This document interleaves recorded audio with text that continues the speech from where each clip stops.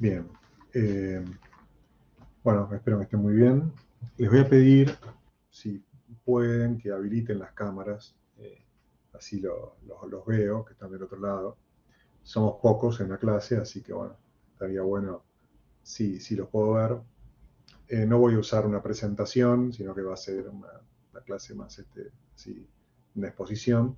Y todo lo que ustedes puedan y quieran intervenir, preguntar, comentar, lo que sea, por supuesto que es bienvenido y simplemente eh, me interrumpen o habilitan el micrófono y hablan sin ningún otro protocolo. Bueno, mi nombre es Fernando Lagarde, creo que ya he dado alguna clase en este curso, así que lo que vamos a ver hoy es dentro de la unidad de administración financiera nos vamos a centrar específicamente en uno de los puntos de la unidad, que es la coparticipación federal de impuestos, que toca obviamente otros temas, pero eh, la idea es poner un poco de atención sobre este punto que es realmente importante, muy importante para la estructura económico-financiera de nuestro país en su conjunto, en su totalidad, y de cada una de las provincias, ¿no? Y que es un conflicto permanente o genera conflictos permanentes, un tema irresuelto desde hace muchos años, como vamos a ver ahora. Eh, Como para empezar, a ver, me gustaría preguntarles qué idea tienen de la coparticipación federal de impuestos, qué saben sobre el tema. Imagino que alguna vez habrán al menos escuchado mencionar es eso. Entonces, me gustaría saber, a ver qué idea tienen sobre eso. ¿Qué es la coparticipación federal de impuestos?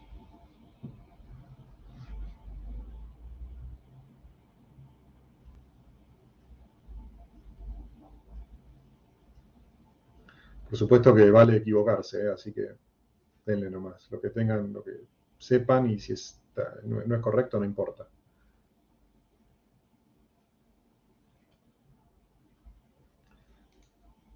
¿Nadie? ¿Ninguna idea sobre qué es la coparticipación federal de impuestos?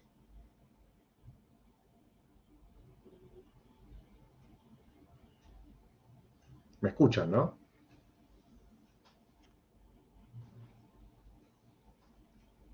Ya. Pre- Prefiero que hablen antes que en lugar de que me escriban en el chat, porque es medio complicado estar leyendo en simultáneo. Entonces, vamos a tratar de hacerlo más dinámico y más llevadero. Si podemos conversar, es mucho mejor. Entonces, a ver, Paola, ¿tenías ahí alguna opinión? Ah, No, profe, era sobre la opción de que, por favor, para cuando, probar, tengo la claro, porque opción hay para veces que los descargarlo. profesores ¿Cómo es? En todo dejan, caso, o bueno, sea, graban la clase y después lo tengo que nosotros no poner podemos ahora, esa descargarla. opción. ¿Por qué no se ¿Me escucha? escucha? ¿Me A escucha? ver, ahora sí. Ah, Ahora que sí. lo que había escrito era para que, por favor, cuando dejara la clase, le dejara la opción para descargarla, porque a veces los profesores graban y nosotros no podemos después descargar las clases. Eso cuando termina la clase, cuando termina la grabación, hay una opción para Claro, descargar. exacto, que usted ya Bueno, la deja en el foro para nosotros sale la opción mirar ahora, pero no sale la opción descargar, es para que tenga eso perfecto, pendiente, pues por favor. Y bueno, y sobre perfecto. la coparticipación, ya que estoy, Ya que está, dale. es como la distribución de los impuestos o tasas, tributos que se tienen que distribuir entre las provincias y el Estado Nacional, algo así más o menos, creo que nos enseñaron en tributario.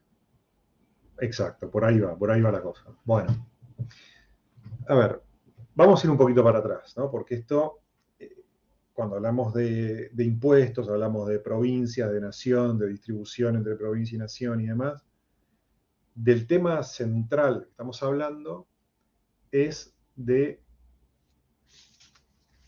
la distribución del poder de imposición entre la nación y las provincias. El poder de imposición, ¿qué es? La posibilidad que tiene el Estado, sea el Estado nacional o el Estado provincial o el Estado municipal, de aplicar impuestos, de aplicar tributos en general, y dentro de los tributos, impuestos, a los habitantes, ¿no?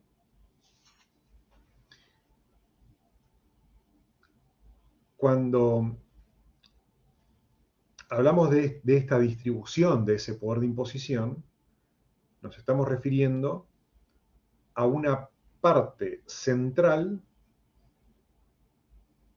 del federalismo, del sistema federal, ¿no? Ustedes saben que el federalismo, como forma de Estado, implica la descentralización del poder estatal con base física, con base territorial. Es decir, se distribuye el poder entre el Estado nacional y las provincias y los municipios, teniendo en cuenta el territorio en el que cada uno tiene competencia. Obviamente el Estado nacional tiene competencia sobre todo el territorio, pero después cada gobierno provincial tiene competencia sobre su propio territorio y lo mismo sucede con los municipios. Entonces, el federalismo, considerado en su totalidad, implica la distribución del poder estatal con base territorial. Y esa distribución se realiza a través de la Constitución Nacional, ¿sí? Es la que distribuye. Y uno de los poderes claves, fundamentales, que se distribuyen por la Constitución al diseñar nuestro sistema constitucional, nuestro sistema federal, es el poder de imposición. Es lo que se llama el federalismo fiscal. ¿Sí? Es cómo se distribuye el poder de imposición, el poder fiscal, entre los distintos actores constitucionales. Nación, provincias, municipios. Siempre cuando me refiero a las provincias, tengan en cuenta que incluyo en el mismo nivel a la Ciudad de Buenos Aires, ¿no? Sobre todo, en particular en este caso, que participa del régimen de coparticipación como una provincia más, sin ninguna duda. Bien. Entonces, la Constitución hace una distribución de ese poder fiscal entre los distintos niveles de gobierno. Y esa distribución, que hoy está vigente, a partir del 94, es la misma, pero no es exactamente igual que la que existía antes de la reforma del 94. Y me voy a explicar por qué digo esto que parece contradictorio. Nuestra Constitución original, 1853-1860, establecía una distribución de los tributos, las contribuciones, usa el término contribuciones, pero en realidad se está refiriendo a impuestos, entre el Estado Nacional y las provincias. ¿Ustedes se acuerdan cuál es esa distribución que se establecía originalmente en los artículos 67, incisos 1 y 2 de la Constitución? ¿Cómo era?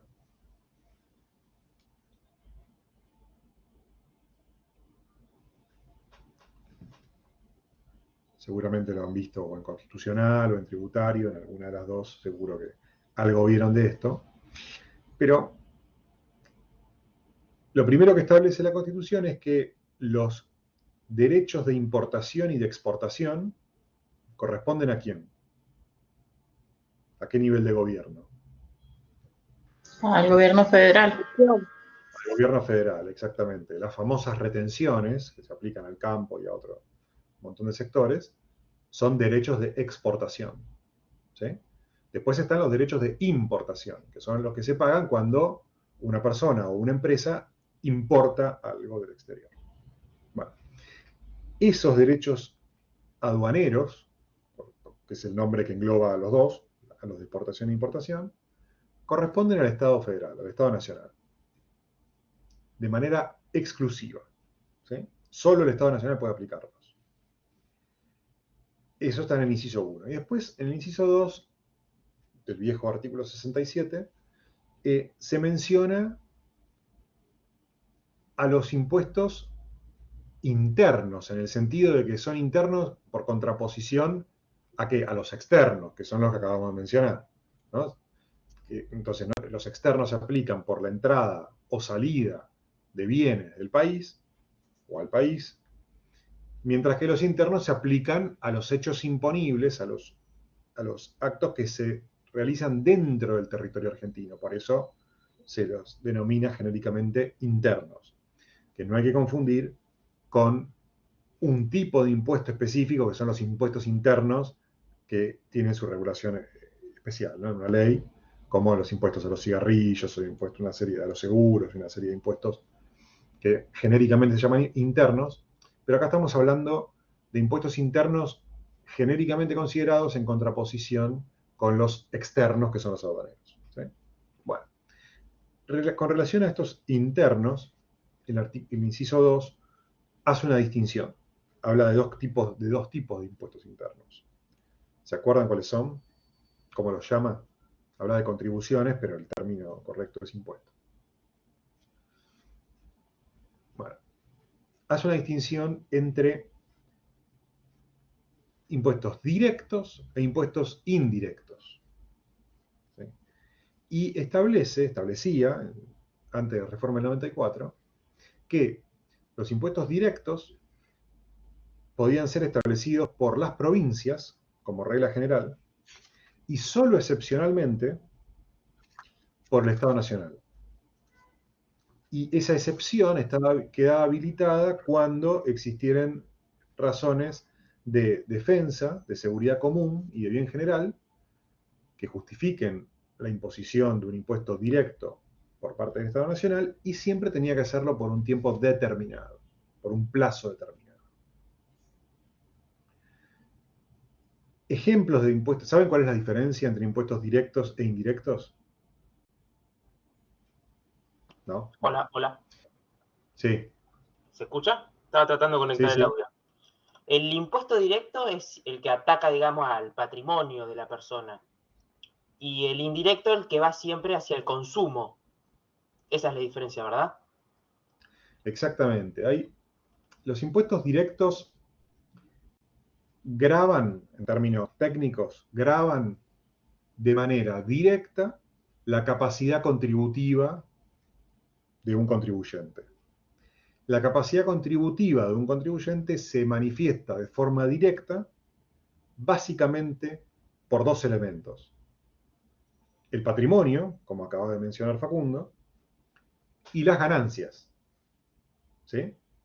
Las ganancias que se obtienen por actividad económica que despliega la persona humana o jurídica.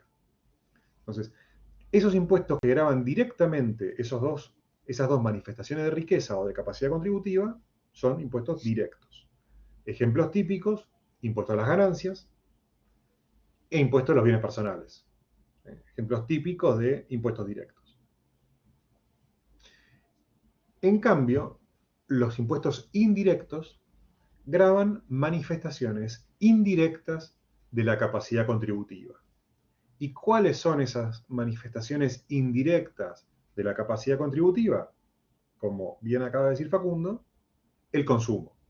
Se supone que quien tiene más capacidad contributiva consume más. Quien tiene menos, consume menos. Y los ejemplos típicos de estos impuestos indirectos son el IVA, ¿no? Que justamente grava la compraventa de bienes, la contratación de servicios. Entonces es consumo, grava el consumo. Los ingresos brutos, que también son manifestaciones indirectas de riqueza.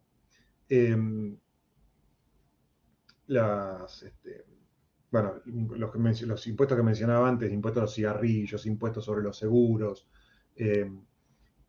impuestos sobre las entradas de cine, multiplicidad de impuestos que tenemos en nuestro país, que gravan determinados hechos imponibles que son reflejo del consumo del contribuyente. ¿Sí? Cuando se contrata un seguro, cuando se compra una entrada de cine, cuando se compra cualquier otra cosa con el IVA, etc. Bien, se paga la factura de luz, también tiene está grabada con el IVA, etc. Bien. Esas son manifestaciones indirectas, son impuestos indirectos. Entonces, con esta distinción en la cabeza, volvemos para atrás y decimos, la Constitución establecía que los impuestos directos correspondían al Estado, a las provincias, y solo excepcionalmente a la nación. En cambio, los impuestos indirectos, para la Constitución antes del 94, eran establecidos por las provincias. Decía que las provincias podían establecer impuestos indirectos, pero no decía nada sobre la posibilidad de Estado nacional de establecer impuestos indirectos. Solamente reconocía la potestad de las provincias, no decía que era excluyente ni exclusiva, y omitía por completo la referencia al Estado nacional.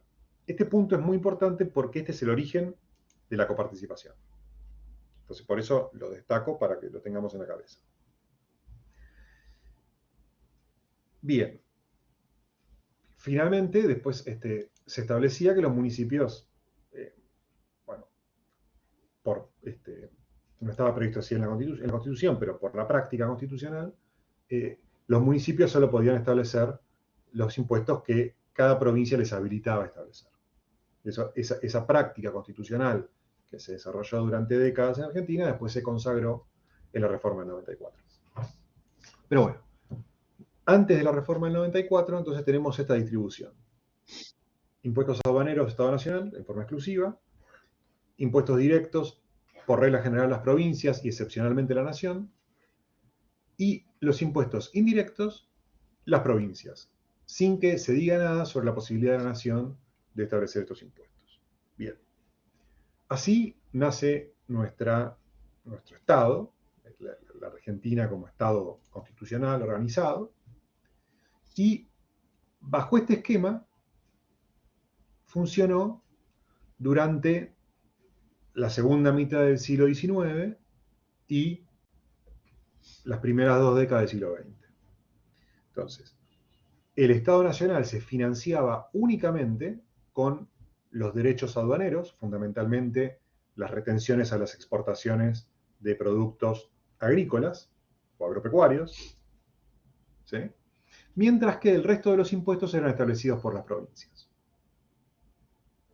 El Estado Nacional, además, recibía recursos de la venta de tierras fiscales y de la contratación de empréstitos públicos, ¿no? Y de la renta de correos, que son los 3 elementos que también menciona el artículo 4 de la Constitución Nacional, que establece cómo se forma el Estado Nacional. Bien, este esquema funcionó sin mayores sobresaltos hasta la década del 20, hasta la última década del siglo XIX, 1890, funcionó bien. Ahora, en 1890 sucede una crisis económica a nivel global que impacta fuertemente en las exportaciones agropecuarias de la Argentina.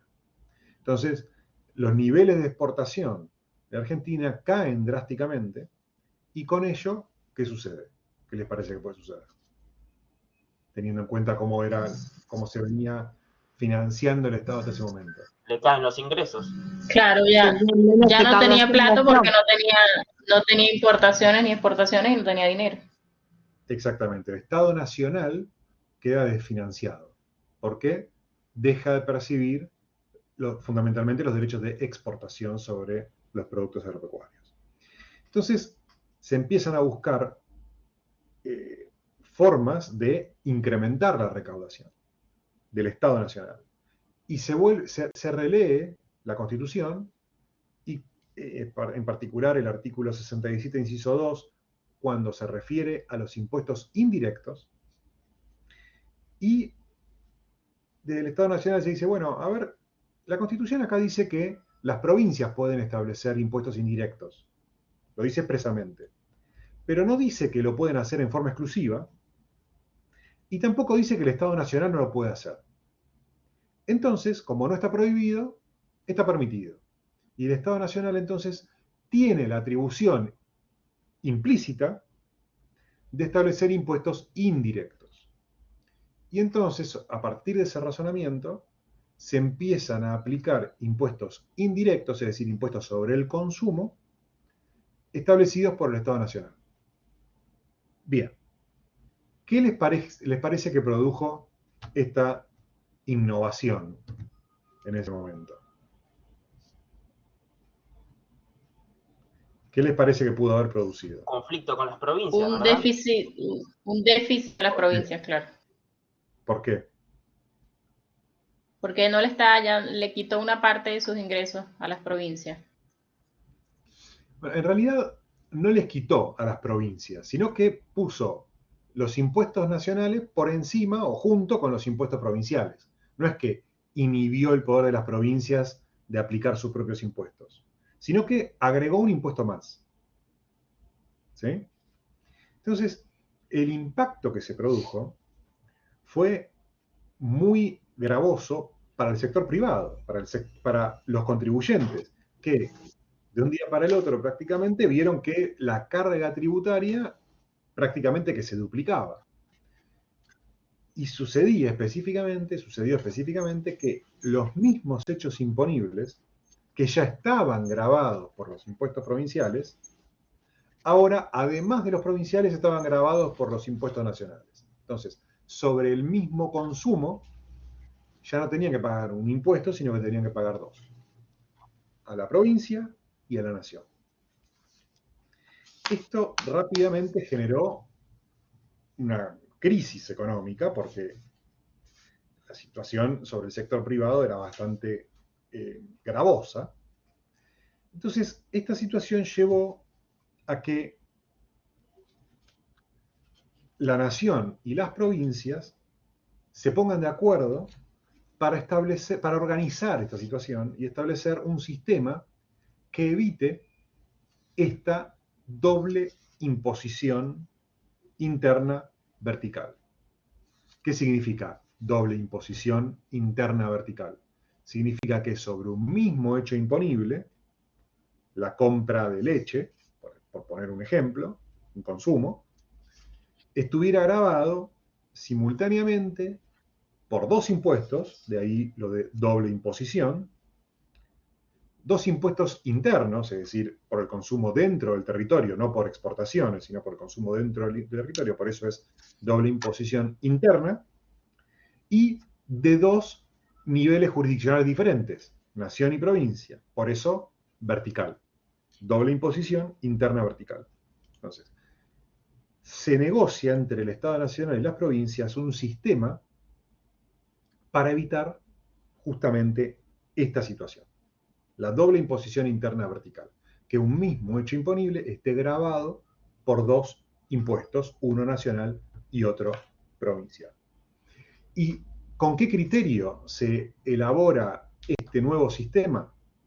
Bueno, se ponen de acuerdo, nación y provincias, para que sea, primero para definir qué impuestos va a establecer el Estado Nacional y qué impuestos van a quedar en manos de las provincias. ¿No? Primer punto. Y segundo, se ponen de acuerdo en un sistema de distribución de parte de lo que recauda el Estado Nacional por esos impuestos para todas las provincias. Entonces, el Estado Nacional se queda con una parte de lo que recauda y el resto la distribuye entre las provincias. Y así nace el primer régimen de coparticipación. Por supuesto que las provincias asumían la obligación de no establecer impuestos provinciales sobre los mismos hechos imponibles que habían acordado que iban a ser gravados por el Estado Nacional. Entonces, de ese modo se elimina la doble imposición. ¿Sí? Tenían que cumplir ese compromiso, ¿para qué? Y para recibir parte de lo que recaudaba el Estado Nacional.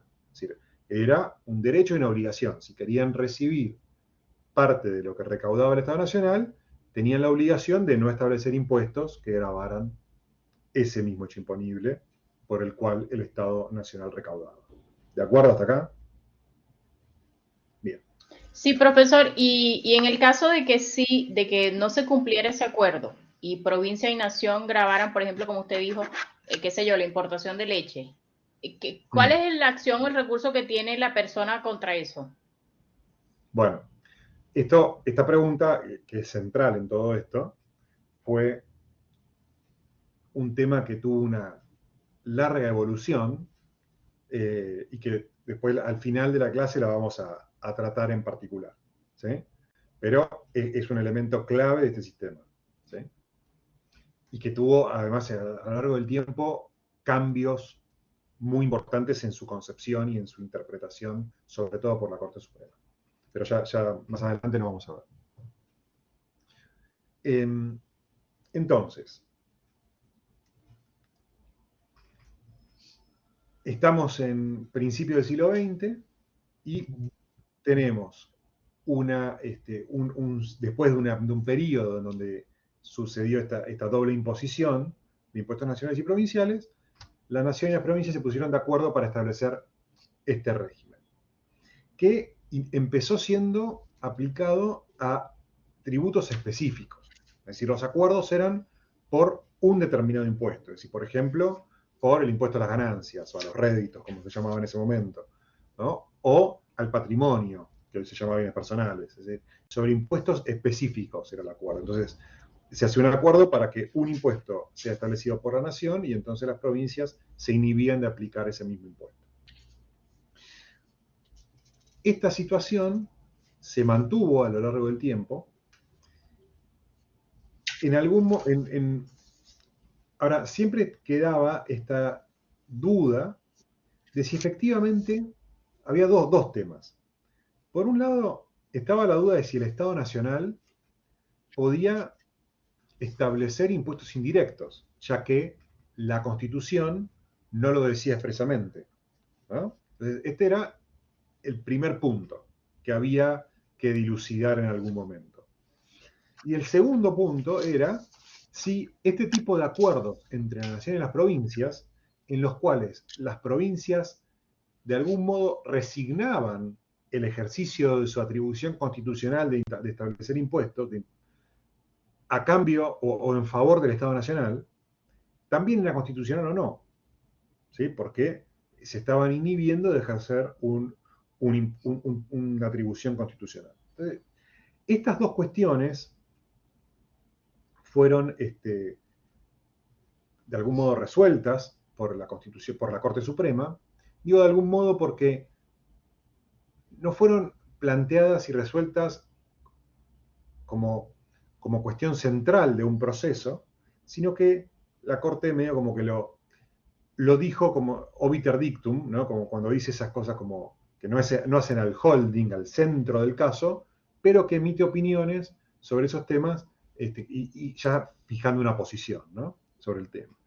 Y así, en el año 27, en el caso Sociedad Anónima Simón Mataldi contra Provincia de Buenos Aires, en ese caso la Corte reconoció que el Estado Nacional tenía la atribución implícita de establecer impuestos indirectos. Con lo cual ahí ya resolvió el primer tema. Es decir, el Estado Nacional tiene la atribución constitucional implícita de establecer impuestos indirectos. Listo, tema supuestamente resuelto. Y tiempo después, mucho tiempo después, en el año 58, en el caso Madariaga-Anchorena, la Corte reconoció que las provincias podían válidamente restringir sus poderes impositivos en el marco de un acuerdo con el Estado Nacional para establecer cómo se ejercían por los distintos niveles jurisdiccionales los poderes de imposición en un sistema coordinado. Entonces, de ese modo, la Corte avaló los regímenes de coparticipación que se venían implementando en las últimas décadas, terminando con la discusión sobre su validez constitucional, porque hasta ese momento la Constitución obviamente no contemplaba la posibilidad de establecer estos sistemas de coparticipación, sino que fueron una creación de la Constitución material, es decir, de la práctica constitucional, no de la letra formal de la Constitución. Pero bueno, lo importante es que la Corte en estos dos fallos despejó estas dos incógnitas y de algún modo reconoció validez constitucional tanto a los impuestos indirectos establecidos por el Estado Nacional como a los regímenes de coparticipación por medio de los cuales el Estado Nacional y las provincias coordinaban el ejercicio de sus poderes de imposición. Bien. Así llegamos a la reforma del 94. La reforma del 94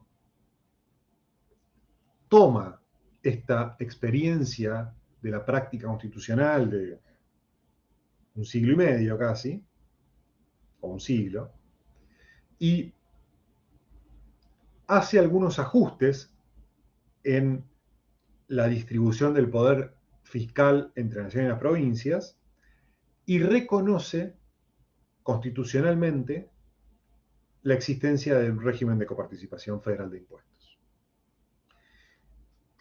Entonces, en la reforma del 94, por un lado, se mantiene lo que era el inciso primero del artículo 67, que ahora es el inciso primero del artículo 75, respecto de que los derechos aduaneros son de atribución exclusiva del Estado Nacional. Eso no se modifica.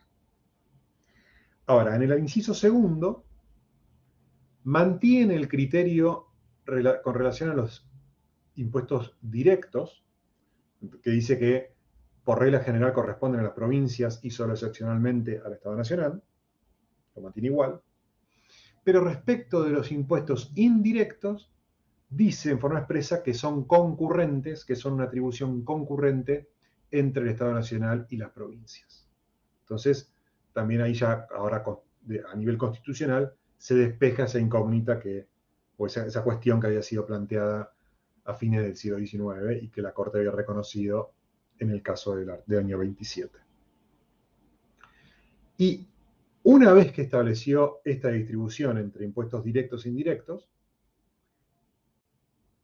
reconoce, o establece, mejor dicho, que esos impuestos indirectos e indirectos, directos e indirectos, todos los impuestos internos, es decir, deja afuera a los derechos aduaneros, van a ser objeto de un régimen de coparticipación federal, que va a estar regulado por un acuerdo entre el Estado Nacional y las provincias y la Ciudad de Buenos Aires, por el cual se va a establecer cuáles son los tributos que se coparticipan, es decir, que están dentro del sistema de coparticipación, y se va a establecer cómo se realiza la distribución de esos impuestos.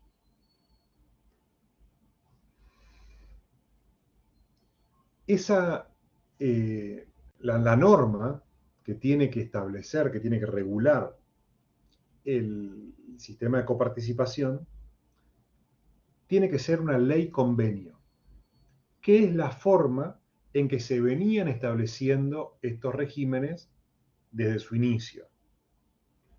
¿Qué les parece que es una ley convenio?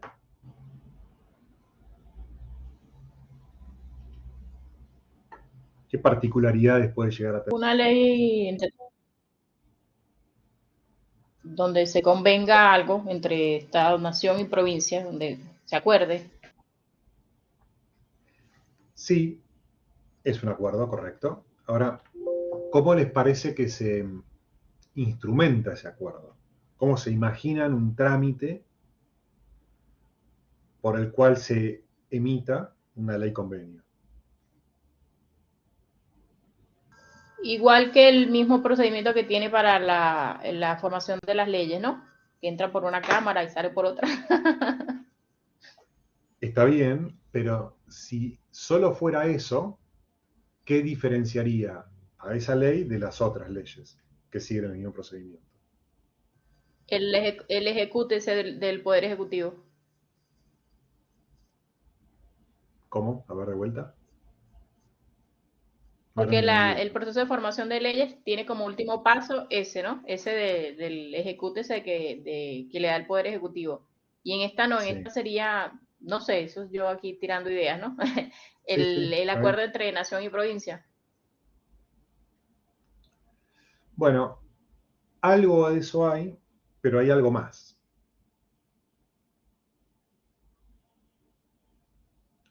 ¿Las provincias no tienen nada que decir al respecto? ¿Qué les parece?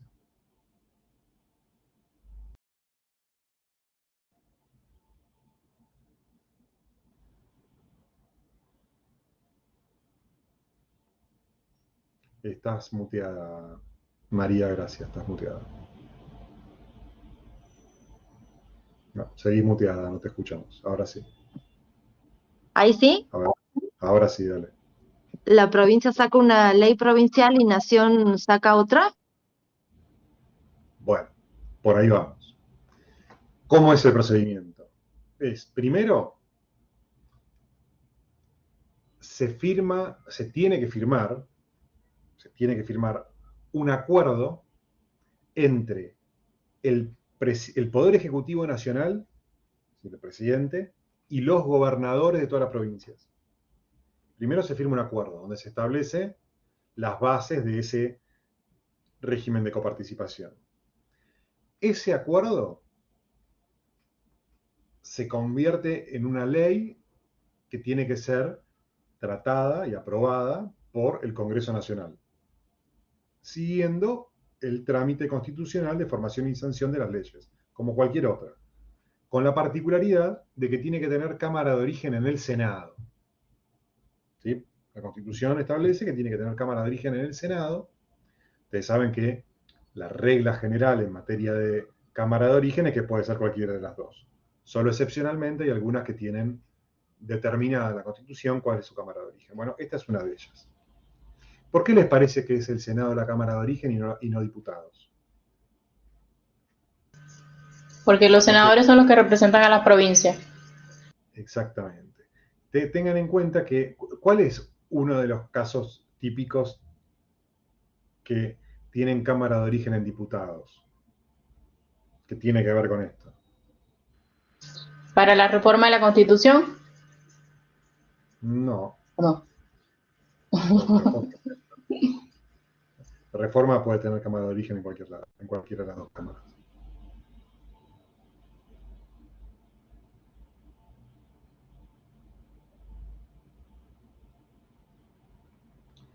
La creación de impuestos. La creación de impuestos nacionales tiene que tener cámara de origen diputados, ¿no? Esto viene desde el origen del constitucionalismo, ¿no? No hay no taxation without representation, ¿no? Es los diputados como representantes del pueblo son los que tienen la iniciativa para la creación de impuestos. El otro ejemplo típico, artículo 52 de la Constitución, es el reclutamiento de tropas. Reclutamiento de tropas también tiene que tener cámara de origen en los representantes del pueblo. Es decir, la vida y el bolsillo, ¿sí?, tienen que tener cámara de origen en diputados, en los representantes del pueblo. Ahora, en este caso, de la coparticipación, que está íntimamente relacionado con los impuestos, pero no implica la creación de impuestos, sino que toma los impuestos que están creados y distribuye su recaudación, pero no crea nuevos impuestos. Entonces, como eso atañe más a las provincias que a las personas, que a los contribuyentes, entonces se establece en la Constitución que esa ley convenio tiene que tener cámara de origen en el Senado, a través de los representantes de las provincias. Entonces la distribución de esos impuestos se hace en la Cámara del Senado porque tienen implicancia provincial, y la creación de los impuestos es en la Cámara de Diputados porque es de la Nación. ¿Es así? Porque es de los habitantes, es del Porque es de pueblo, todos. son los que pagan los impuestos. Pero siempre estamos Claro, hablando, ojo, por supuesto, de cámara de origen, no significa que la otra cámara no interviene, ¿no? Está claro. claro, claro, Termina la claro. cámara de Y origen con y después respecto, pasa a la otra cámara, etc. Sí. sí, con respecto a lo que dijo antes, yo anoté, los indirectos son concurrentes entre nación y provincia. Y Sí. los directos son exclusivos del Estado Nacional. No, son por regla general de las Los directos. provincias, los directos. Ajá, Por regla general de las provincias, pero solo ajá. excepcionalmente del Estado Nacional. Con lo cual acá Ok. también hay un punto que quizá lo vieron en tributario o en constitucional, Sí. que hay un problemita acá. ¿Por qué? Porque los principales impuestos directos, ganancias, bienes personales, son impuestos nacionales. Y son impuestos nacionales desde que existen. Entonces, ¿cómo es esto? Si la Constitución dice que los impuestos directos son solo excepcionalmente establecidos por el Estado Nacional, ¿cómo puede ser que los dos impuestos directos más importantes hayan sido establecidos por el Estado Nacional desde siempre? Porque Bueno, nacieron de forma excepcional o no. Iba a ser por un tiempo y nacieron después quedó. excepcionalmente, después quedaron. Pero la realidad es que como la Constitución establece, tanto antes como después de la reforma del 94, que los impuestos directos establecidos por el Estado Nacional tienen que tener un plazo determinado de vigencia, tanto el impuesto a las ganancias como el impuesto a los bienes personales tienen fecha de vencimiento. En sus propias leyes tienen fecha de vencimiento. Entonces, cuando se están por vencer, el Congreso tiene que sacar una ley que prorrogue esos impuestos, ¿no? Si no saca la ley, desaparecen los impuestos. Y quedaría para ser establecidos por las provincias. Eso hasta ahora no ha sucedido nunca. Bien. Tengan en cuenta que el Ejecutivo, supongamos que estamos a 31 de diciembre y del año que vencen estos impuestos y el Congreso no sacó la ley de prórroga. ¿Podría el Poder Ejecutivo, a través de un decreto de necesidad y urgencia, prorrogar los impuestos? No, ¿Por qué?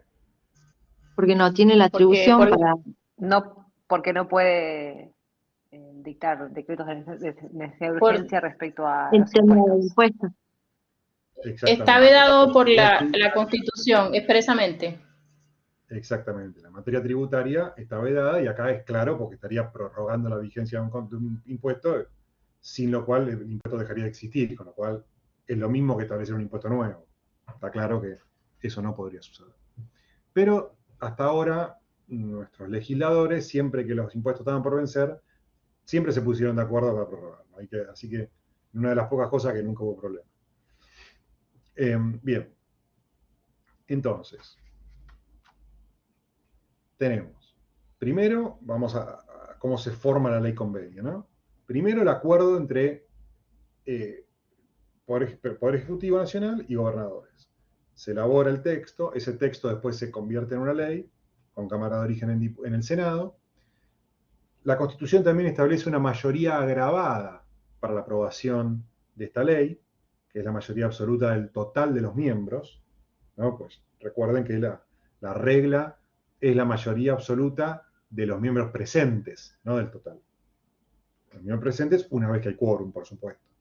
Acá, para este caso, establece una mayoría agravada, lo que significa que implica o que la Constitución requiere un mayor consenso de las distintas fuerzas políticas para aprobar esta ley. Bien, ahora, una vez que esta ley se sanciona por el Estado Nacional, por el Congreso Nacional, se promulga por el Poder Ejecutivo, después entran en juego las provincias, porque hasta ahora es una ley común, más allá del acuerdo inicial, pero la realidad es que es una ley común y silvestre. ¿Cuándo se convierte en ley convenio? Cuando cada provincia sanciona una ley provincial por la cual adhiere a la ley nacional. Son leyes de adhesión. Entonces, cuando todas las provincias adhieren a la ley nacional, esa ley pasa a ser una ley convenio o, como la llamaba Vidar Campos, una ley contrato. Porque en el fondo hay un acuerdo de voluntades entre el Estado Nacional y las provincias sobre lo que regula esa ley de coparticipación, ¿sí? Entonces, el proceso completo se termina con la sanción por parte de las provincias de las respectivas leyes de adhesión. Bien.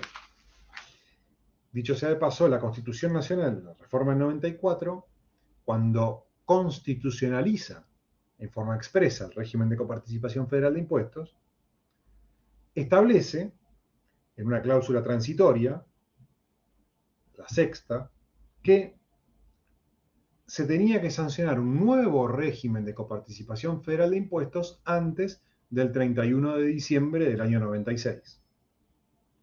Algo que no sucedió hasta el día de hoy, 2023. Entonces, nos seguimos rigiendo, sigue estando vigente la ley de coparticipación que se sancionó en el año 88, antes de la reforma de la Constitución, y que, curiosamente, en su nombre, si ustedes entran por Infoleg y buscan la ley 23.548, van a ver que dice régimen transitorio de coparticipación federal de impuestos. Bueno, tan transitorio es que rige desde el año 88, ¿no? ¿Por qué? ¿Por qué transitorio? Porque originalmente fue concebida para regir durante 2 años. A los 2 años se prevé, y la propia ley prevé, que se tenía que elaborar un nuevo régimen de coparticipación.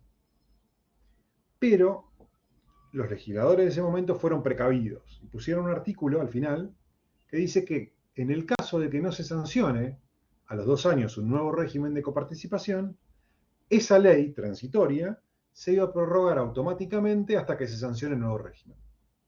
Entonces, se siguió prorrogando automáticamente hasta al punto tal de sobrevivir a una reforma constitucional que ordena la sanción de un nuevo régimen. Pero bueno, la cuestión es que esa ley del 88 que nació para ser transitoria está más vigente que nunca y más permanente que nunca. Bien. Entonces, ¿cuáles son los objetivos del régimen de coparticipación federal de impuestos? Uno, ya lo mencionamos. ¿Cuál es? ¿Por qué nace el régimen de coparticipación? Para eliminar la doble imposición. Exactamente. Objetivo número 1 del todo régimen de coparticipación, eliminar la doble imposición interna vertical. Sí. Bien. ¿Cómo se elimina? Acordando entre nación y provincias que la nación va a gravar determinados hechos imponibles y que las provincias se van a inhibir de gravar esos mismos hechos imponibles a cambio de recibir parte de lo recaudado por el Estado Nacional por esos impuestos. Bien. Y el segundo objetivo que tiene, que no lo mencionamos hasta ahora, tiene que ver con los impuestos que las provincias se reservan para sí. Es decir, los impuestos que por el régimen de coparticipación se establece que van a ser establecidos por las provincias. ¿Que cuáles son? Ejemplos.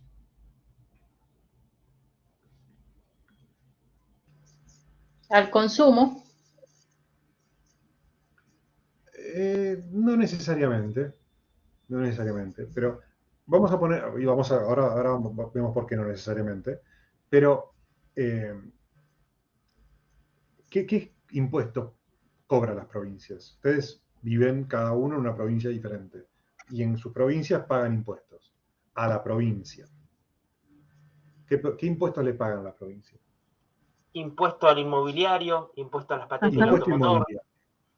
Automotor. Bueno, ahí tenemos 2 ejemplos de impuestos que establecen las provincias y que no son indirectos, porque graban parte del patrimonio.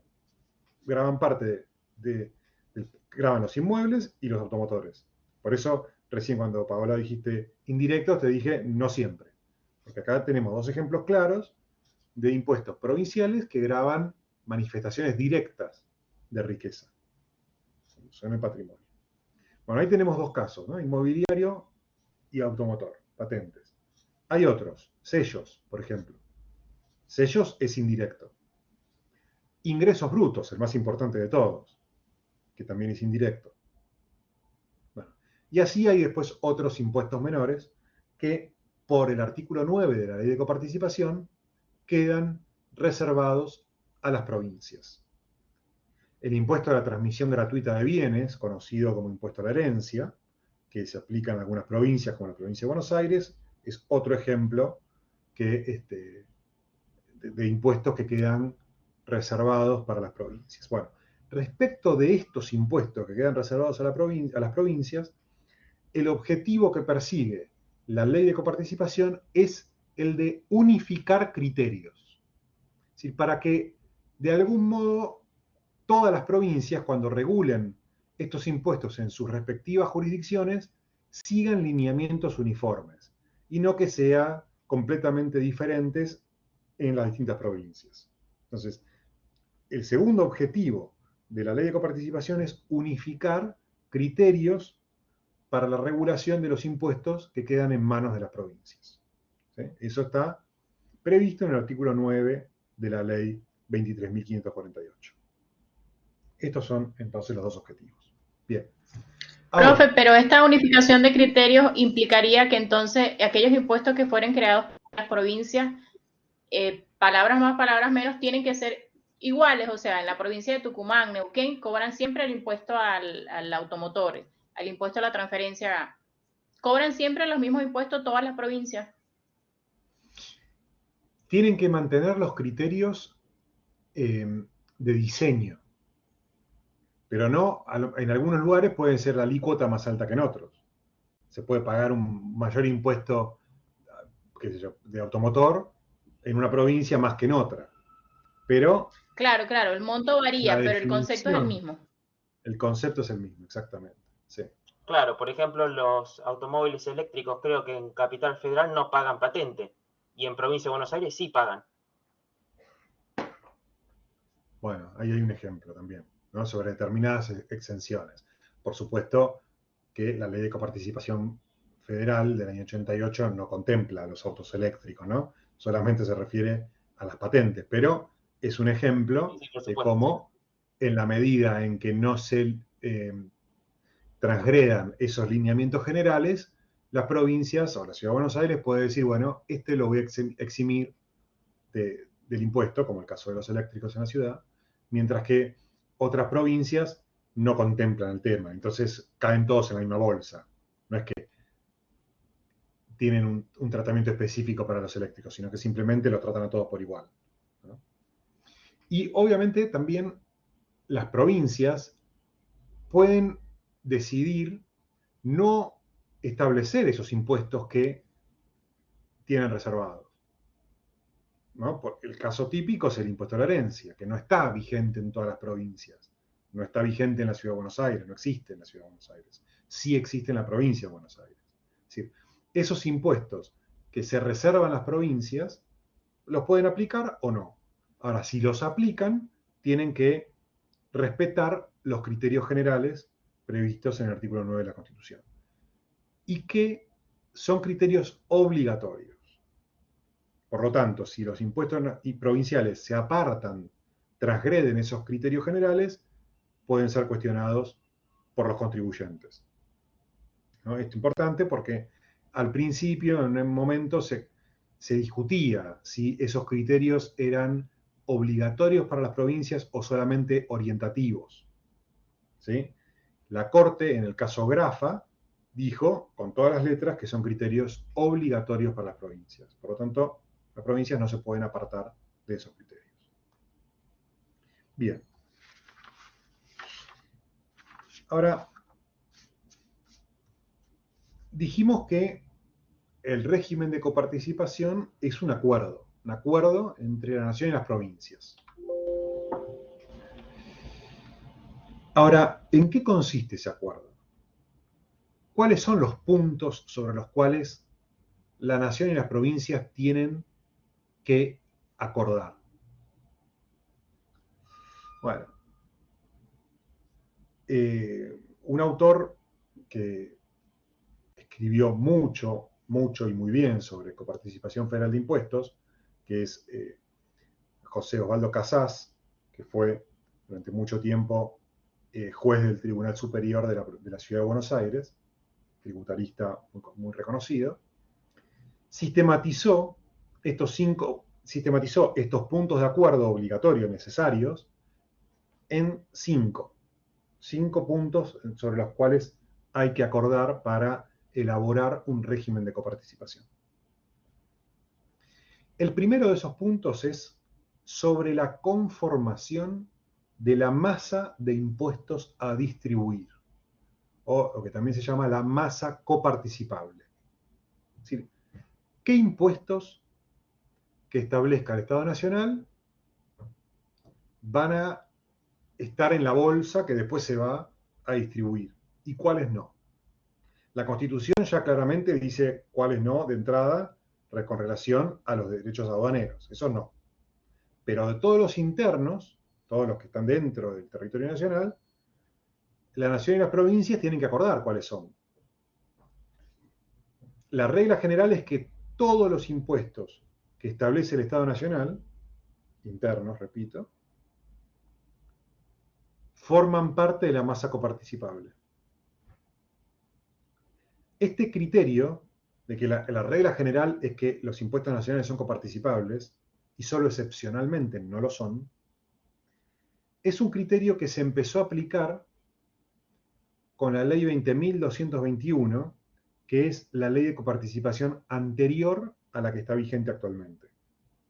Porque en los regímenes anteriores a esa ley, el criterio era el opuesto.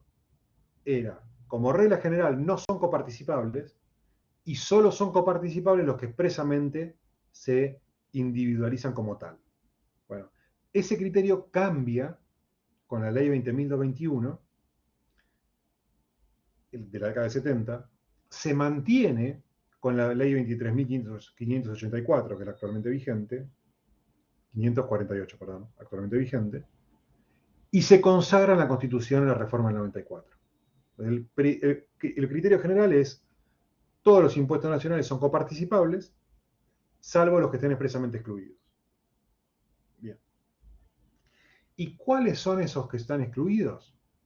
Son los impuestos que tienen afectación específica, afectación o asignación específica. Que esta figura, este instituto de las afectaciones específicas, está previsto en el artículo 75, inciso 3 de la Constitución. Es decir, en el siguiente al que está prevista la coparticipación. ¿Qué son los impuestos con afectación específica? Son impuestos nacionales que en principio deberían ser coparticipables, deberían integrar la masa coparticipable, pero que por una decisión, y atención con esto, por una decisión del Congreso de la Nación exclusivamente, es decir, acá no hay que acordar con las provincias, sino que es una decisión del Congreso de la Nación exclusivamente, se les asigna, por ley, por una ley especial, un destino específico. Si lo que se recauda por un determinado impuesto se va a gastar en un determinado destino. Va a tener una afectación específica. Puede ser el total, el 100% de lo que se recauda de ese impuesto determinado, o puede ser una parte. Puede ser un porcentaje menor al 100%, o puede ser un monto fijo. Sí, bueno, tanto por ciento de lo que se recauda de este impuesto se va a detraer, a extraer de la masa coparticipable y se va a destinar a un gasto específico. Ejemplo. Antes mencionaba que cuando todos vamos al cine y pagamos una entrada de cine, en el precio de la entrada que estamos pagando un impuesto que grava las entradas de cine. Lo recaudado por ese impuesto tiene una afectación específica para financiar, para solventar los gastos del Instituto Nacional de Cine y Artes Audiovisuales, creo que se llama el INCA. O sea, hay una ley específica que dice que ese impuesto, lo recaudado por ese impuesto, no va a participar, sino que se va a destinar a financiar actividades audiovisuales y de cine. Es una típica afectación específica. ¿Sí? Entonces, esas afectaciones específicas están por fuera de la masa coparticipable. Son decididas exclusivamente por el Estado Nacional, tienen que tener un plazo determinado de vigencia de la afectación específica y además su aprobación tiene que ser realizada por la mayoría absoluta de la totalidad de los miembros de cada Cámara. Otra vez acá la Constitución exige una mayoría agravada.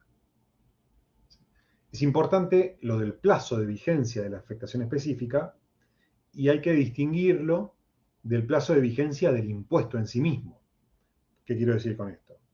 Que si el impuesto tiene una vigencia determinada que es mayor a la vigencia de la afectación específica, o bien el impuesto no tiene plazo de vigencia, por lo tanto va a regir mientras no sea derogado, y la afectación específica sí tiene un plazo de vigencia, cuando se termina el plazo de la afectación específica, ¿qué sucede con ese impuesto? ¿Se sigue aplicando o no se sigue aplicando? Cuando se vence el plazo de la afectación específica. No, no se sigue aplicando. ¿Por qué?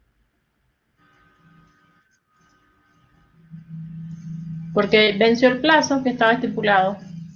¿Pero el plazo de qué es? ¿Qué es lo que está sujeto a plazo? La afectación específica del impuesto. La afectación específica, no la vigencia del impuesto. La afectación específica. Entonces, si vence la afectación específica, ¿qué pasa con el impuesto?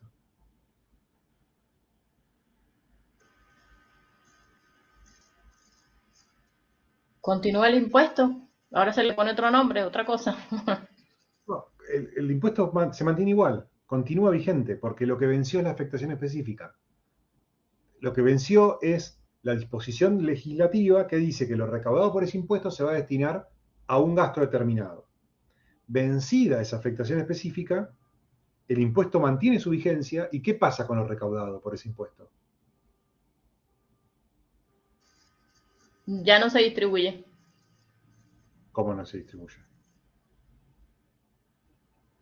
Claro, No se porque venía si la distribuyendo. afectación específica que tiene el impuesto. ¿Cómo? No se venía distribuyendo por la afectación específica. Sí, por la afectación específica se había Claro, no se, efectuado de la distribución de la coparticipación. Pero la afectación específica desaparece. Porque se Formaría vence. parte. entonces ahora se distribuye. Es Correcto. coparticipable. Exacto. Eliminada la Claro. excepción, se aplica el principio general. ¿Y el principio general cuál es? Que todos los impuestos nacionales son coparticipables. Todos los. Claro. ¿Sí? Entonces, eliminada la excepción de la afectación específica, caemos en la regla general. Lo que pasa a veces es que estos impuestos que tienen afectación específica se crean con un plazo de vigencia del impuesto que coincide con el plazo de la afectación específica. Entonces, los dos plazos vencen juntos en esos casos, ¿no? El de la afectación específica y el de la vigencia del impuesto. Ahí sí desaparece el impuesto. Pero eso es siempre que el impuesto esté sujeto a un plazo, no la afectación específica. ¿Está claro? Acá hay que distinguir. Bien. Entonces, primer punto para ponerse de acuerdo, la conformación de la masa coparticipable. Listo. Segundo punto, ¿cómo se van a distribuir los impuestos que se recaudan? Los impuestos que son coparticipables. Y en ese acuerdo sobre el método de distribución, la Constitución en el 94 ya estableció criterios que no se pueden modificar. No se pueden modificar por la ley. Esos criterios son que la distribución tiene que ser automática. ¿Qué significa que es automática? Que en el momento en que el Estado Nacional, a través de la AFIP, recauda los impuestos, automáticamente lo distribuye a las provincias. Cuando los tributos, cuando lo recaudado entra en las cuentas bancarias de la AFIP, que están en el Banco Nación, el Banco Nación automáticamente distribuye lo que le corresponde a cada provincia y al propio Estado Nacional por esa recaudación. Eso lo hace todos los días de forma automática. Es decir, no se necesita una autorización del Ministerio de Economía de la Nación para girar estos recursos a las provincias, sino que es automático. Justamente se evita la necesidad de una autorización expresa del ministro de Economía o del presidente o de quien sea para dar mayor independencia a las provincias, para asegurarles a las provincias que van a recibir esos recursos y que no dependen de la voluntad del gobierno nacional para recibirlos. ¿Sí? Porque no se olviden que se están distribuyendo recursos que son de las provincias, no son del Estado Nacional. Son de las provincias. ¿Sí?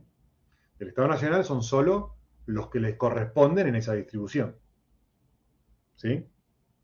Bien. Entonces, además, esa distribución tiene que ser gratuita.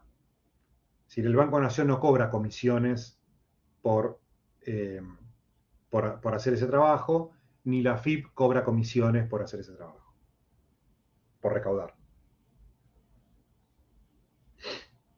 De hecho, se había establecido una afectación específica del 1% de todo el recaudado por impuestos coparticipables que iba a ser destinado a la AFIP con la idea de que la AFIP recaudaba para todos. Entonces, como la AFIP recaudaba para todos, era correcto que todos, es decir, nación y provincias, contribuyan a financiar la AFIP. Y se había establecido esta afectación específica del 1% del total de lo recaudado. Bueno, esa afectación específica fue declarada inconstitucional por la Corte en el año 2015, entre otras razones porque la Corte estableció que no se puede establecer una afectación específica sobre todo lo recaudado, sino que las afectaciones específicas tienen que recaer sobre impuestos determinados, no sobre el total de la masa coparticipable.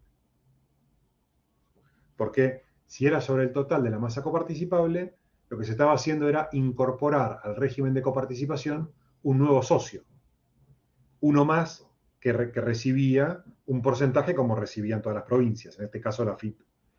Y eso no puede ser porque es la Constitución la que establece quiénes son las partes del régimen de coparticipación. Y esas partes son el Estado Nacional, las provincias y la Ciudad de Buenos Aires. Punto.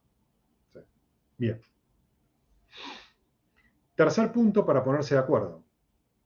¿Cuánto necesita el Estado Nacional, cuántos recursos necesita el Estado Nacional para solventar los gastos que son comunes a todos? El Estado Nacional no tiene gastos propios, sino que el Estado Nacional gasta en y para las provincias. No tiene gastos propios que puedan ser, que las provincias no aprovechen. Ejemplos, gastos de defensa, gastos de seguridad con la Policía Federal, gastos para seguridad social, lo que sea. Todo lo que tiene, todas las prestaciones que realiza el Estado Nacional, bueno, las realizan las provincias en definitiva. Entonces, tiene que gasta para todos, en beneficio de todos. Entonces, hay que determinar cuánto necesita la nación para solventar esos gastos.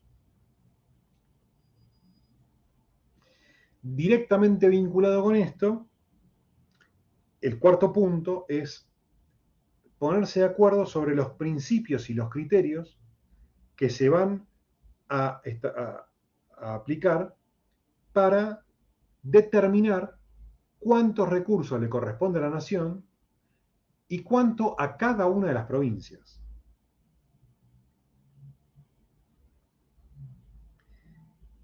Y este criterio está directamente vinculado con las competencias, las funciones, las atribuciones que tienen el Estado Nacional por un lado y cada una de las provincias por el otro. Entonces, lo que recibe cada uno de los actores de este sistema está directamente vinculado con esas funciones que lleva adelante. ¿Sí? Por eso, la Constitución del 94 estableció que no puede haber transferencias de competencias y de funciones del Estado Nacional a las provincias sin la correspondiente transferencia ¿de qué? De los recursos para solventar esas funciones. Tema muy actual, porque ¿con qué casos lo relacionan? ¿En qué casos recientes y muy resonantes estuvo en entredicho esta cuestión? ¿Se acuerdan? Con la ciudad de Buenos Aires. Correcto. Con ¿Con la qué Policía funciones Federal. en particular? Bueno, la Con la policía. Policía Federal.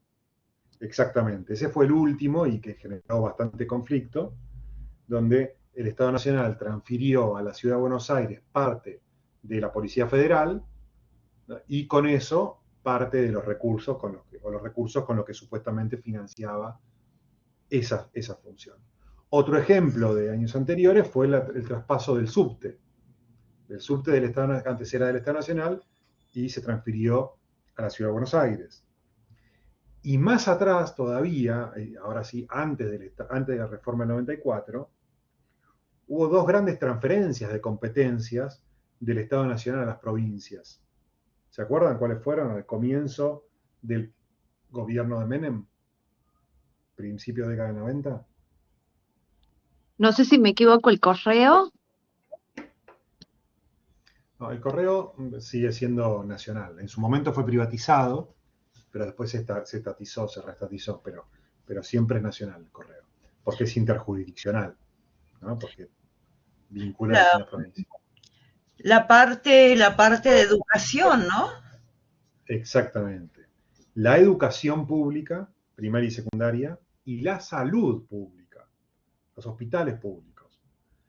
Esas dos funciones estatales básicas, esenciales, fueron transferidas del Estado Nacional a las provincias, en el marco de lo que se conocía como la reforma del Estado. Parte de la reforma del Estado fue esa, ¿no? Donde también se hicieron las privatizaciones y demás.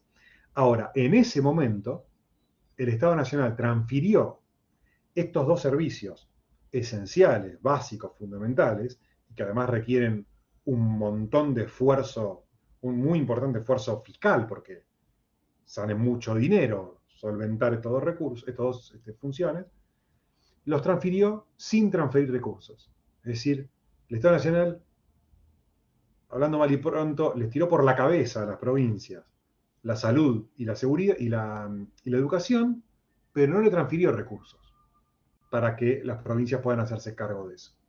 Entonces, a raíz de esa experiencia, que había sido en el año 92, 91-92, muy reciente respecto de la reforma de la Constitución, cuando en la reforma del 94 se establece el régimen de coparticipación, se establece el criterio, este principio, de que no puede haber transferencia de funciones y competencias sin los correspondientes recursos para solventarlo. Por eso, a partir del 94, cuando se produjeron estas transferencias de competencias, fueron de la mano de los recursos correspondientes. ¿Sí? ¿Qué artículo es este, profe? Es el mismo 75, inciso 2.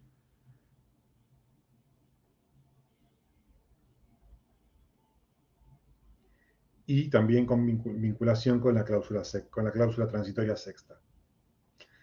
Bien, entonces, en función de cuáles son estas competencias, se debe determinar cuánto le corresponde a la nación, por un lado, y cuánto al conjunto de las provincias, y después, entre las provincias entre sí, cómo se distribuyen esos recursos. Esto es lo que se llama la distribución primaria y la distribución secundaria. La distribución primaria es la que divide una porción para el Estado Nacional y lo restante para el conjunto de provincias. Eso es la distribución primaria.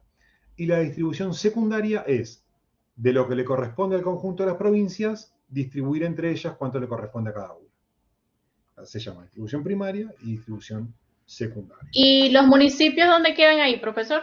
Bueno, lo que le corresponde a los municipios.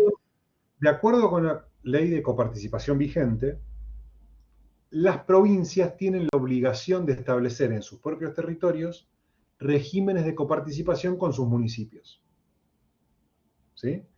Y en esos regímenes de coparticipación tienen que determinar cuánto de lo que reciben por la coparticipación federal se distribuye entre los municipios, y a su vez cuánto de lo que cada provincia recauda por los impuestos provinciales también se distribuye a los municipios. Y además, cuáles son los impuestos que van a poder ser establecidos por los municipios. Ustedes saben que... O sea, que en la algunas provincia, provincias, digamos, de la distribución que le corresponde a las provincias, a su vez tiene que distribuir a los municipios. exacto, una parte de lo que reciben se lo queda al gobierno provincial y el resto lo distribuye a los municipios. ¿Sí? Bien. Hay algunas provincias que no establecieron nunca leyes de coparticipación con los municipios y de hecho la Corte, por ejemplo, a Santiago del Estero la condenó a que establezca un régimen de coparticipación. Chaco creo que es otra provincia que no estableció régimen de coparticipación con los municipios. Es decir, y otras lo tienen pero no cumplen, con lo cual ahí, como alguna vez hubo algún problema, algún conflicto en Neuquén, por ejemplo, que no se cumplía, etc.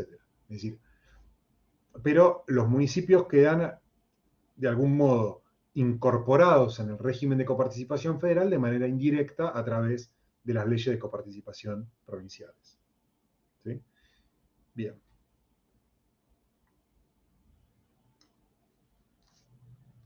Tengan en cuenta también, respecto a esto de los criterios para definir cuánto le corresponde a cada uno, que antes, la ley anterior, mejor dicho, la ley anterior a la actualmente vigente, o sea, la ley 20.221, había establecido un sistema que definía cuánto le correspondía a cada provincia en función de variables objetivas, como por ejemplo cantidad de habitantes, necesidades básicas insatisfechas de sus habitantes, producción de la provincia, es decir, criterios objetivos que requerían que cada 2 años se revisara cuánto le correspondía a cada provincia, se recalculara según esos indicadores cuánto le correspondía a cada provincia. Ahora, ese sistema tuvo poca vigencia. La ley 23.548 tomó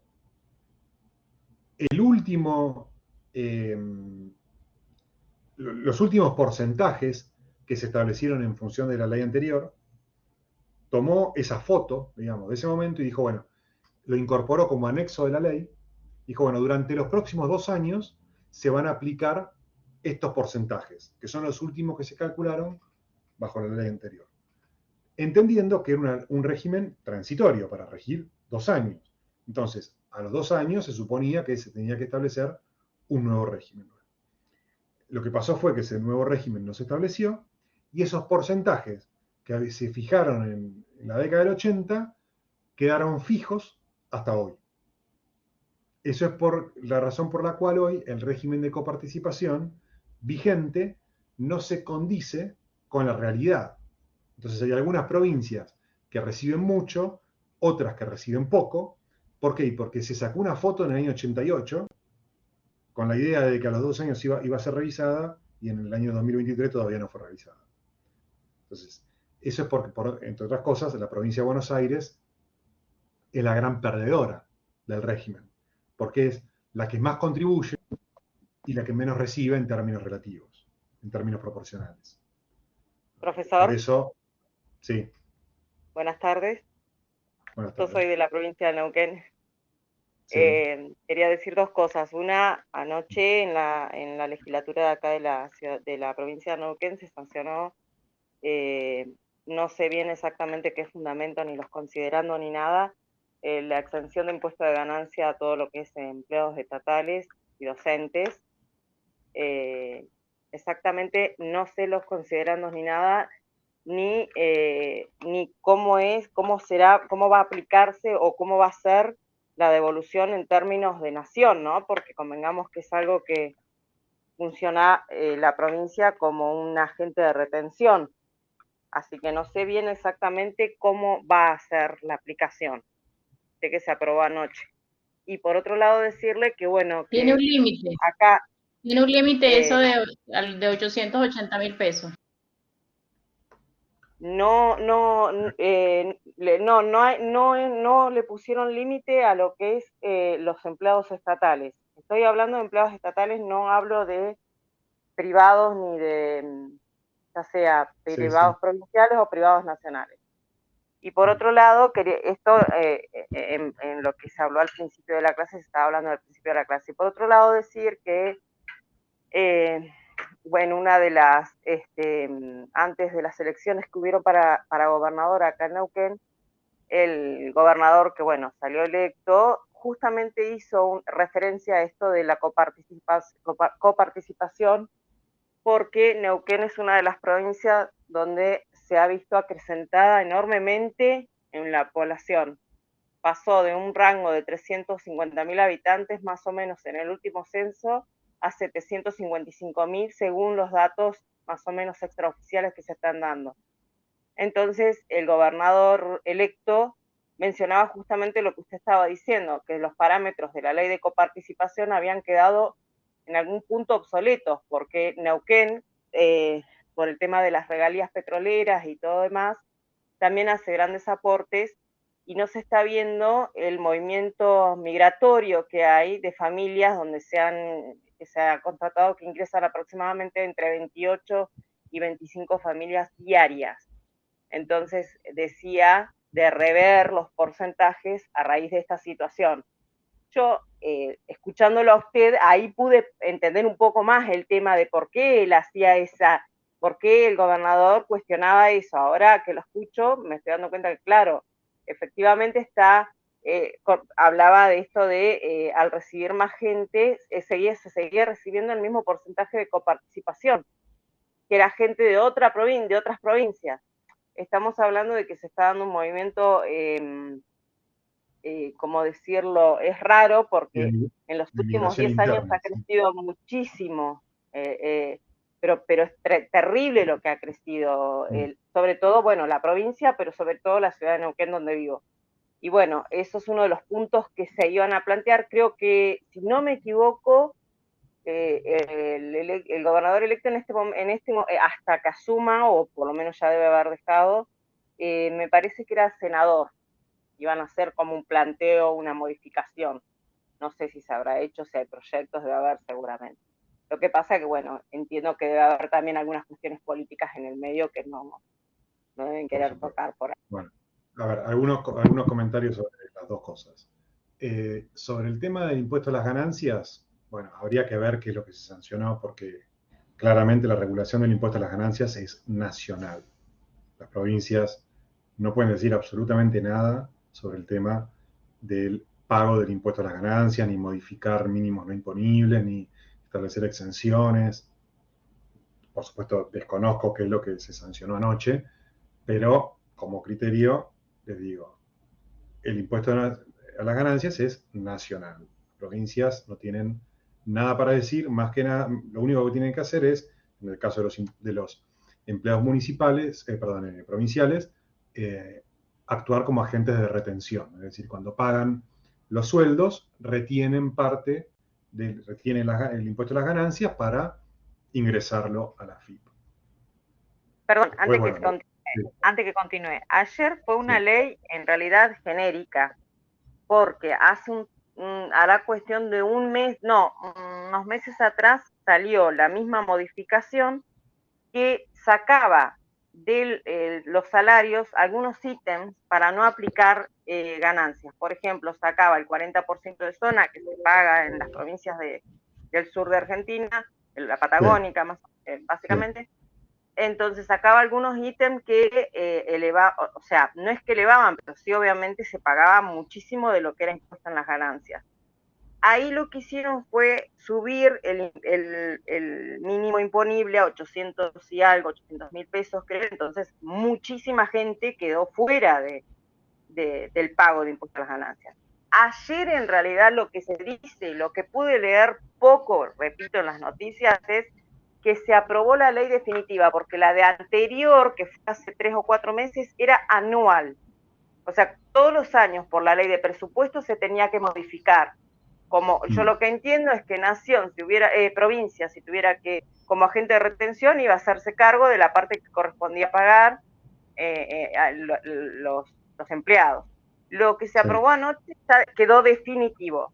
No sé, vuelvo a repetir, qué fundamentos por esto justamente que está diciendo usted, porque ahí estamos hablando de una ley nacional y una ley provincial, que como vemos en la jerarquía de la ley es mucho menor la ley provincial. Pero no sé si... va más allá de la jerarquía, es una cuestión de competencia. Claro, aparte de competencia, exactamente. No sé, por eso no quiero decir, o sea, lo que estaba hablando usted, no sé bien cómo lo justificaron ni cómo va a ser la compensación, porque probablemente vuelva a pasar esto que pasó hace unos meses atrás, donde provincia se hizo cargo, también tiene que ver también con este movimiento electivo que hay, en donde, bueno, pudo haber pasado eso. La verdad que no lo sé, pero quería traerlo a colación porque va a ser un tema que va a estar bueno para analizar. Yo supongo que va a caer en alguna cuestión judicial ante la Corte. Y ahí uno de los temas que hay es quién está legitimado para cuestionar eso, ¿no? Porque no hay quién es el afectado real. Claramente el empleado no lo es, si no paga ganancia está feliz de la vida. No está. Entonces, ¿quién es el legitimado? Y en proporción acá, por lo que se veía en las escalas, por el índice de zona, se llevaba del sueldo de por ejemplo, por dar un ejemplo, de un docente doble turno, se llevaba más o menos un 30%, 35%. Era mucho. Claro. Sí, es lo que todos los que pagan, todos los empleados en relación de dependencia, tanto privados como públicos, pagan. Claro, ahora sé que habían elevado el piso a 800 y algo, no lo sé si está aprobado, pero a nivel nación ya estoy hablando. En Nación se dijo para el aguinaldo. Hasta ahora solo para el aguinaldo. Sí. Bien. Pero bueno, si el Estado provincial se va a hacer cargo de pagar el impuesto a las ganancias que le corresponde a los empleados, y parece un poco contradictorio con que después ir a reclamar que le aumenten la coparticipación, ¿no? Porque parece un poco contradictorio.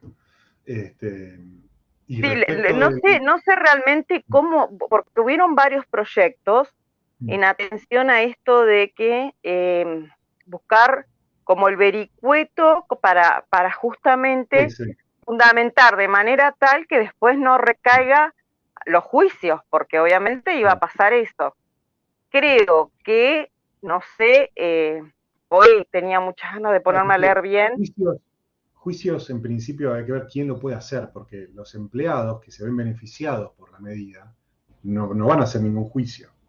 Entonces, no es como... No, al revés pensaba yo digo por ahí, si no hay agente, o sea, creo que van a recaer sobre provincia, supongo, Nación. ¿Quién?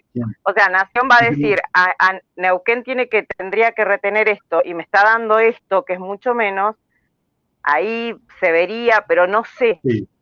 Bueno, hay que ver. Pero bueno,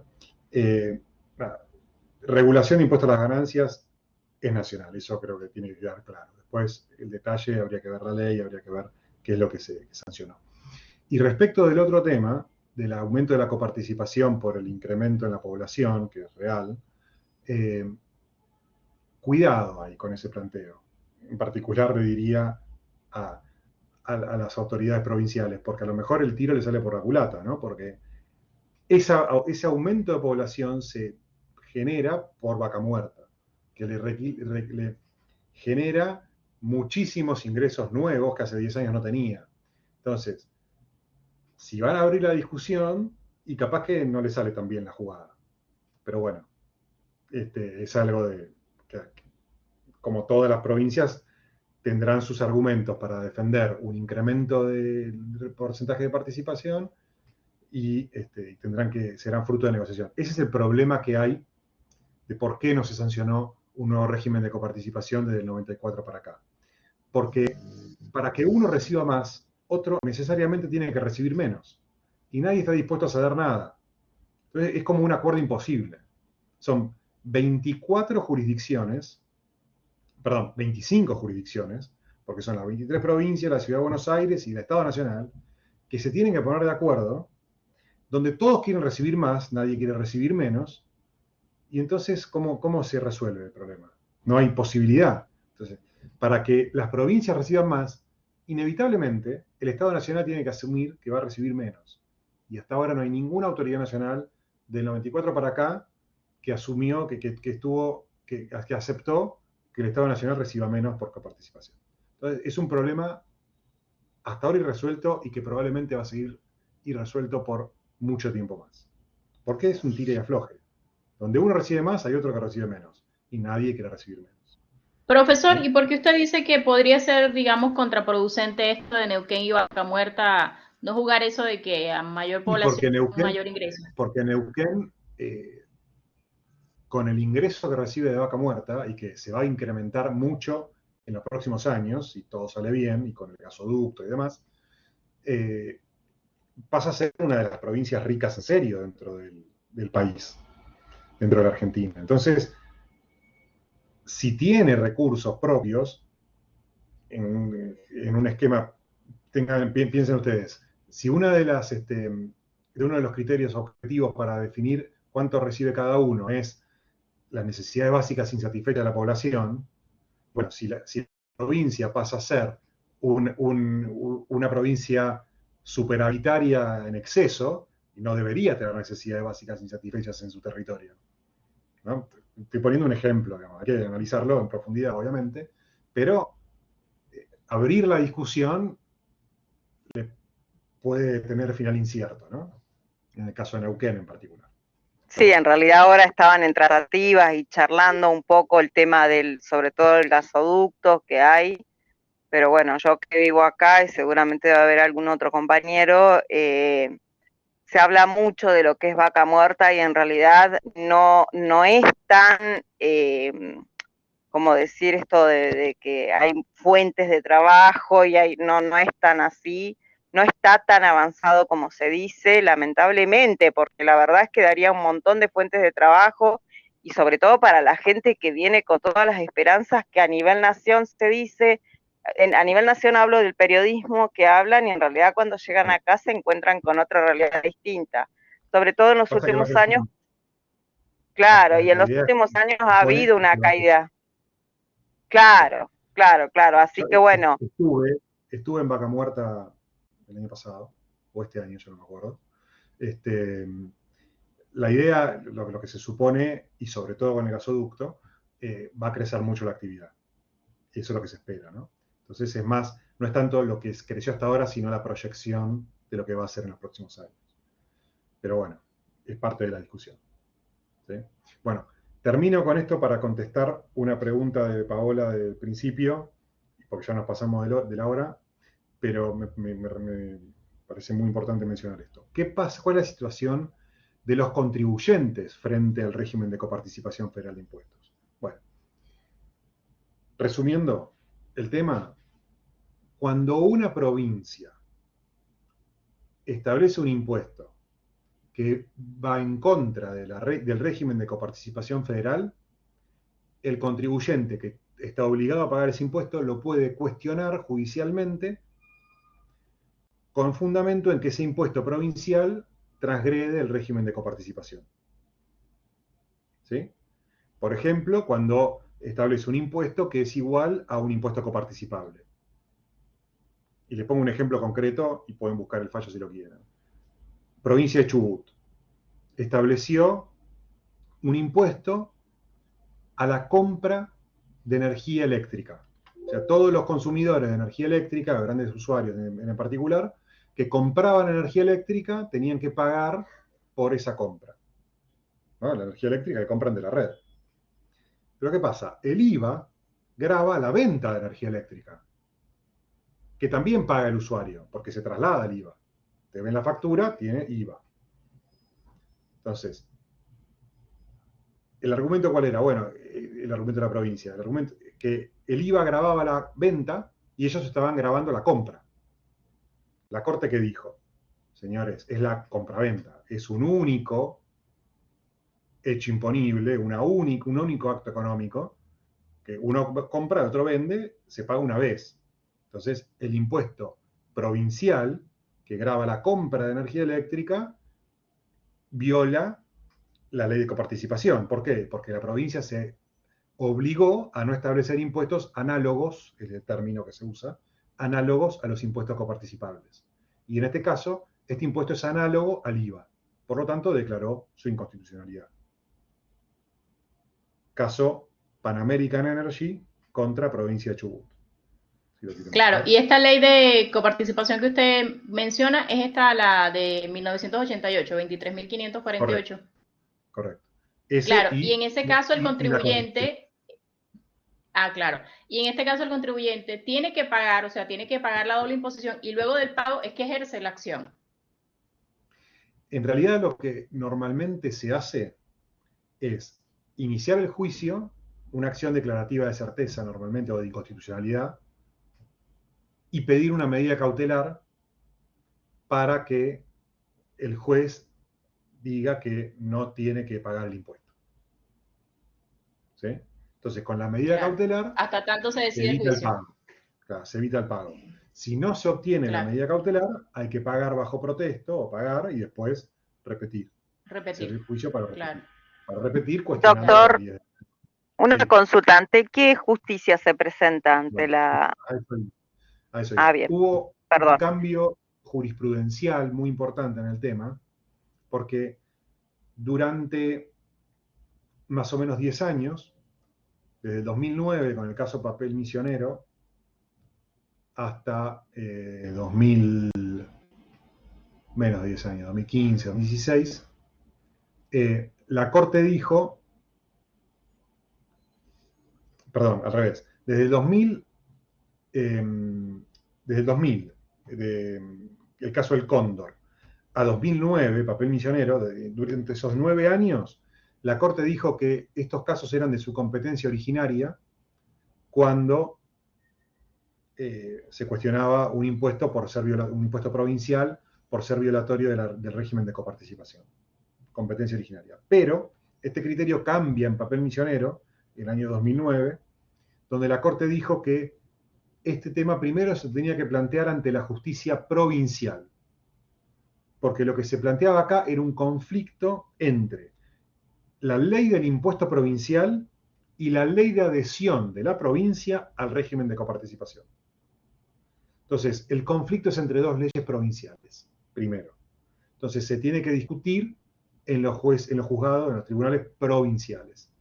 Y una vez que se resuelve por el último tribunal de la provincia, se puede plantear el recurso extraordinario ante la Corte Suprema con fundamento en que esa ley viola el régimen de coparticipación y en última instancia la Constitución Nacional.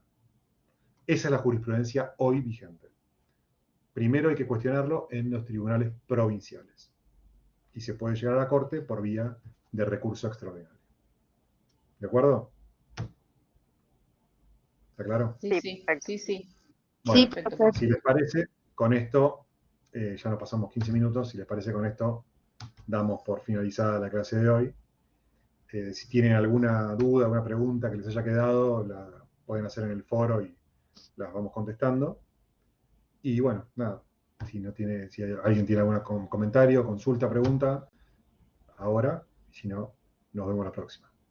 Por mi parte, no, muchas gracias, profesor. Muy clara la clase. Bueno, muy bien. Muchas gracias, profesor. Entonces, Muchas gracias, nos profesor. vemos en la próxima. Suerte.